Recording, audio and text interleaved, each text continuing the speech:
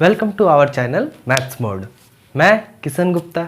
आज हम लोग शुरू करने वाले हैं क्लास 10th का सबसे पहला चैप्टर रियल नंबर और एक्सरसाइज 1.1 का इंट्रोडक्शन क्लास है। ठीक है, तो इस क्लास को शुरू करते हैं हम लोग यूक्लिड डिवीज़न लेमा से। ये हम लोग का पूरे एक्सरसाइज में यूज़ होने वाला है यूक्लिड डिवीज़न लेमा। ठीक है, तो देखो ये क्या है, इसको यूक्लिड डिवीज़न थ्योरम भी बोलते हैं। देखो ये डिवीज़न थ्योरम है। ठीक है, डिवीज़न तो सबको आता है। चलो यहाँ लिखते हैं एक डिवीज़न को, 16 को डिवाइड करो 5 से।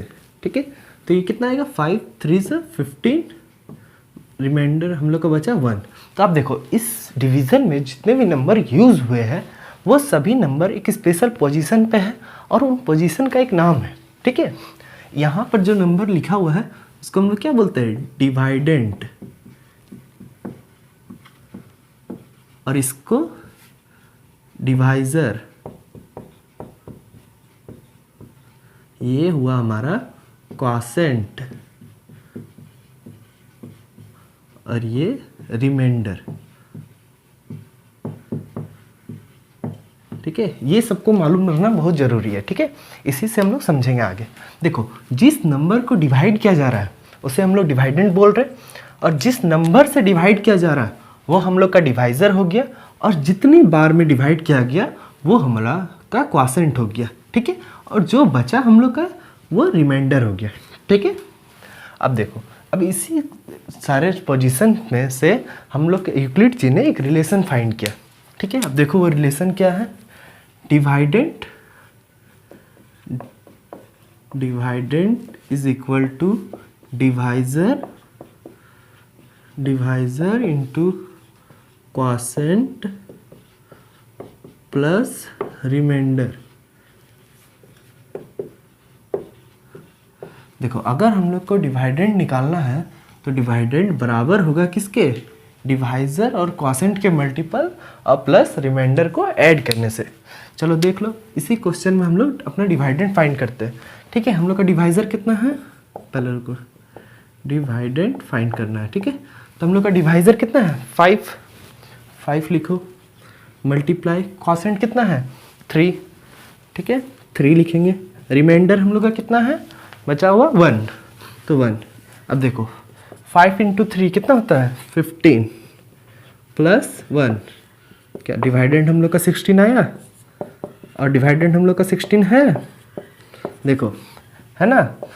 तो यही रिलेशन हम लोग को यूक्लिड जी ने बताया इस थ्योरम में, डिवीज़न थ्योरम से ये रिलेशन। अब देखो इस रिलेशन का यूज़ क्या है, पहले हम लोग SCF कैसे फाइंड करते थे, SCF हम लोग प्राइम फैक्टर, ये सब उतार लो। ठीक है, पहले हम लोग SCF प्राइम फैक्टराइजेशन मेथड से निकालते थे। अब हम लोग निकालेंगे यूक्लिड डिवीज़न एल्गोरिदम से। देखो लेमा और एल्गोरिदम में क्या अंतर है, देखो लेमा में जिस स्टेप को हम लोग फाइंड किए उस स्टेप का यूज़ करके जब हम लोग किसी प्रॉब्लम को सॉल्व करते हैं तो उसे हम लोग एल्गोरिदम बोलते हैं। ठीक है, देखो अब यूक्लिड डिवीज़न एल्गोरिदम का यूज़ करेंगे हम लोग SCF फाइंड करने में। चलो एक क्वेश्चन लिखते हैं,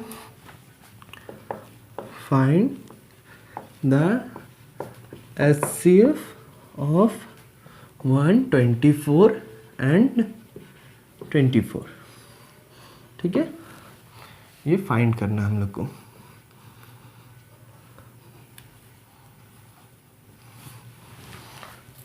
चलो स्टार्ट करते हैं।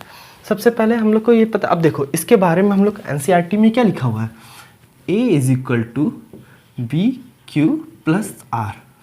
ठीक है, अब इस रिलेशन में हम लोग समझ सकते हैं A क्या है, डिवाइडेंट है, B हम लोग का डिवाइज़र है, Q क्वॉशेंट है और R रिमाइंडर है। रिमाइंडर के लिए एक और चीज़ बताया गया है, रिमाइंडर हमेशा बड़ा होगा या बराबर होगा 0 से, और हमेशा छोटा होगा डिवाइज़र से। ये सबको पता है। देखो डिवाइज़र से छोटा इसलिए होगा कि अगर डिवाइज़र से बड़ा हो गया रिमाइंडर तो वो एक और बार डिवाइड होगा ना। ठीक है, चलो इसमें ज़्यादा नहीं बताते हैं, ये सबको पता है। चलो अब इसमें हम लोग SCF निकालना फाइंड करेंगे। देखो सबसे पहला स्टेप हम लोग वही, ये पूरा नहीं लिख के वही लिखते हैं। ठीक है, सबको समझ में आ रहा है, A is equal to BQ plus R में हम लोग को इस दोनों नंबर को बैठाना। देखो जो सबसे बड़ा नंबर है वही डिवाइड होगा, वो डिवाइडेंट, और जो छोटा नंबर है वो हम लोग को बना डिवाइज़र। ठीक है, इस पोजीशन के बारे में बताया है 24 5 ज़ा 120, ठीक है। बचा हम लोग का रिमाइंडर 4। अब इसको हम लोग यहाँ लिखेंगे 124 is equal to 24 into 5 plus 4। अब देखो इस फर्स्ट स्टेप में हम लोग, अब नेक्स्ट स्टेप में जाने के लिए हम लोग को क्या करना है, देखो हम लोग का जो बचा हुआ रिमाइंडर है वो हम लोग का बन जाएगा डिवाइज़र, और जो डिवाइज़र था वो हम लोग का बन जाएगा डिवाइडेंट, ठीक है।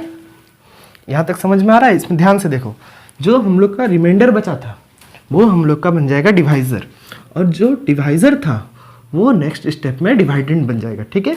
अब इसको डिवाइड करो, 4 6 24, और हम लोग का रिमाइंडर ये क्या हुआ, 0 आ गया, ठीक है। और जब रिमाइंडर 0 आ जाता है तो आगे स्टेप करना हम लोग बंद कर देंगे, ठीक है। अब देखो यहाँ पर हम लोग का डिवाइडेंट था 24, डिवाइज़र 4, क्वोशेंट 6 और रिमाइंडर 0। और जिस स्टेप में हम लोग का रिमाइंडर 0 आ गया उस स्टेप के डिवाइज़र को हम लोग HCF बोलेंगे, ठीक है।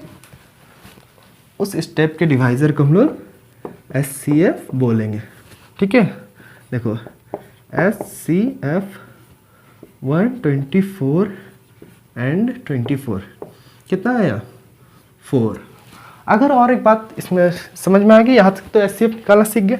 अब एक और चीज़ पूछते हैं, अगर हम लोग पूछा जाए कि HCF ऑफ 24 एंड 4 कितना होगा, नेक्स्ट स्टेप है ना हम लोग का, तो उसका भी HCF हम लोग का क्या होगा, 4, ठीक है।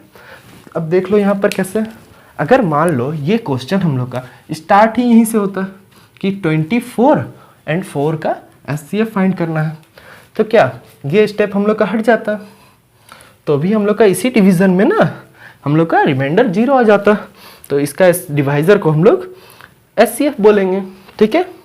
समझ में आ गया? अब चलो एक और क्वेश्चन लेते हैं हम लोग, तो और अच्छा से समझ में आएगा।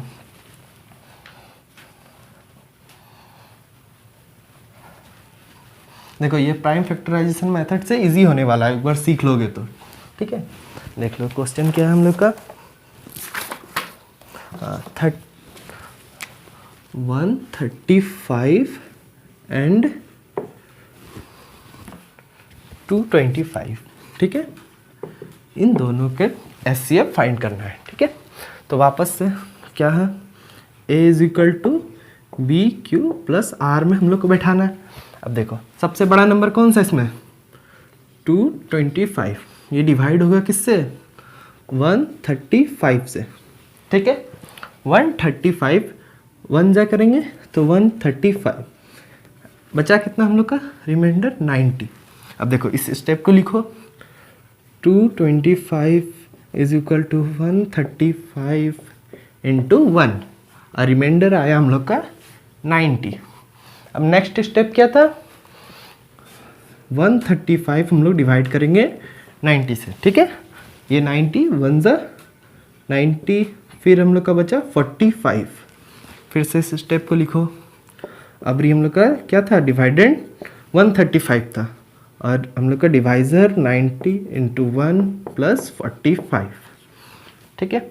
अब नेक्स्ट स्टेप फिर करेंगे, अब 90 डिवाइड होगा हम लोग का 45 से, ठीक है।